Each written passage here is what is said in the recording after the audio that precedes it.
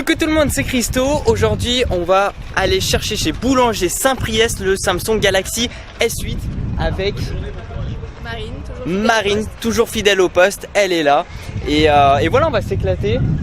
On va aller le chercher, ce fameux Samsung, et on va le découvrir.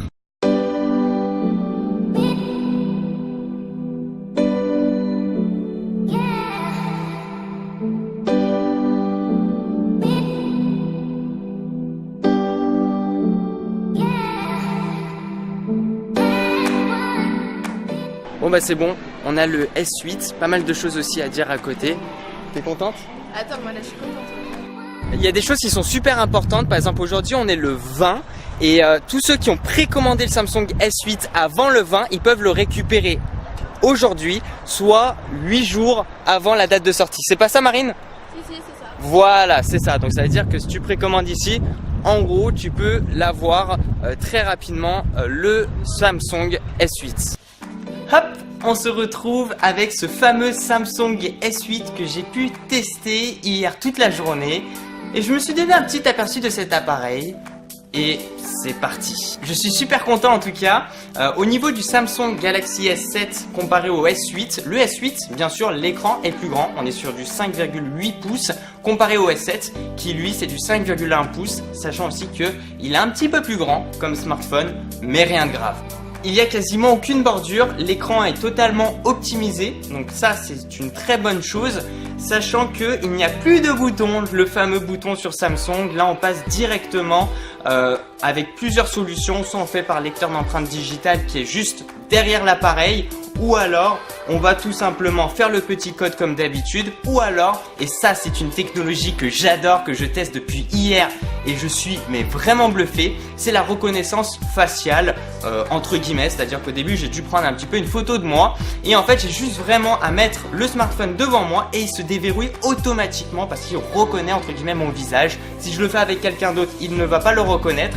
Si je le fais là où il y a de la lumière, ça marche. Là où il n'y a pas forcément beaucoup de lumière, ça marche aussi. Et bien sûr, si je le fais voilà, dans une pièce totalement noire, ça va pas déverrouiller, le Samsung ne va pas me reconnaître. Mais c'est une technologie qui marche plutôt bien. Et j'ai tendance souvent à critiquer ce genre de technologie parce qu'on a, voilà, il y a souvent des petits bugs et puis ça marche une fois sur deux. Là, c'est pas du tout le cas. Et ça me fait assez bizarre de même prendre mon téléphone, de juste le déverrouiller et hop, ils se mettent directement dans le menu. Par exemple ici on peut faire un petit test où par exemple voilà, là je suis donc directement sur le lecteur de déverrouillage. Il a à peine vu mon visage alors que j'étais vraiment sur le côté, il a reconnu mon visage et donc je suis dans le menu. Je vous le refais par exemple juste là, vous allez voir, hop.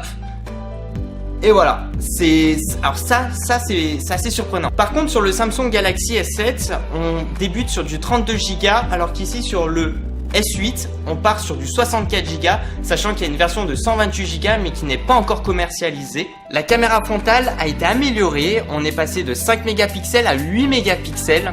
Avec la caméra arrière, on est sur du 12 mégapixels. Alors, moi j'ai beaucoup aimé Samsung sur les appareils photo. Et c'est vrai que la caméra arrière, franchement, ça dépote. C'est une très belle couleur. Il y a de très belles images, je peux prendre de très belles photos, je l'ai vu tout de suite.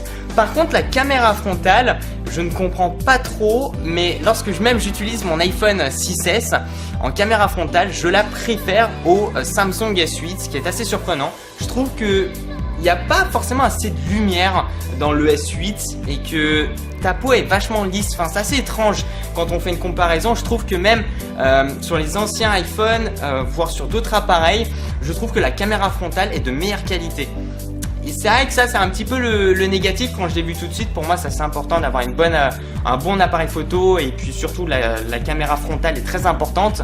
Et de pouvoir bien faire des selfies ou carrément de faire des Skype ou des appels où on peut se filmer, c'est pour moi assez important et c'est vrai que je suis un tout petit peu déçu là-dessus. La qualité aussi a vachement augmenté. On est passé de 2560 x 1440 à 2960 x 1440. Donc il y a une progression, sachant qu'il y a 4 Go de RAM dessus. Il y a quelque chose que j'aime beaucoup, c'est la paire d'écouteurs. Alors il y a tout ce qui est adaptateur et d'autres choses qui sont dans la boîte. Moi ça m'a fait bizarre d'ouvrir cette boîte là où tu as vraiment l'impression de tomber sur on va dire un produit de luxe. C'est vrai qu'il n'est pas donné, c'est environ 800 €. Mais la paire d'écouteurs, quand je l'ai vue, je me suis dit ah ouais quand même. Souvent on a tendance de tomber sur des paires d'écouteurs très simples, alors qu'ici je les trouve très jolies. Et puis surtout c'est, on va dire, un tout petit peu blindé le cordon. Donc on va dire que tu peux l'utiliser un peu plus longtemps qu'habituellement.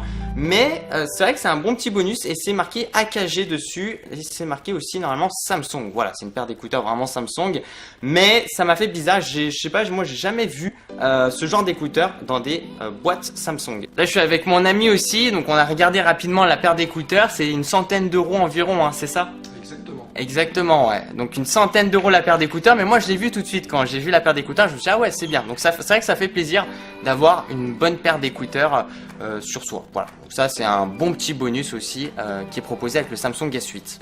Au final, est-ce que je suis déçu ou pas? Moi, je ne suis pas déçu à part pour la caméra frontale, que je ne trouve pas terrible au niveau de la luminosité, au niveau des petits contrastes. Je trouve que c'est assez étrange, c'est assez dommage. Mais par contre pour le reste, franchement tip top. Et c'est surtout l'écran incurvé, une meilleure immersion. Et quand je regarde même des vidéos sur YouTube, ça fait mais vraiment bizarre d'avoir un smartphone où tu as tout l'écran qui est pris en compte. Et tu as vraiment l'impression d'être dedans. Et puis même quand tu regardes des vidéos en 360 sur le smartphone, ça fait aussi très bizarre. Mais c'est vrai que c'est un très bon appareil que même honnêtement je recommande, sauf s'il y a ce défaut là avec la caméra frontale. Boum! Merci à tous les gens, merci de mettre un petit j'aime à la vidéo, ça fait super plaisir. De me suivre sur les réseaux sociaux, c'est dans la description de cette vidéo. Et tu sais quoi? Continue à regarder mes vidéos parce que tu vas kiffer.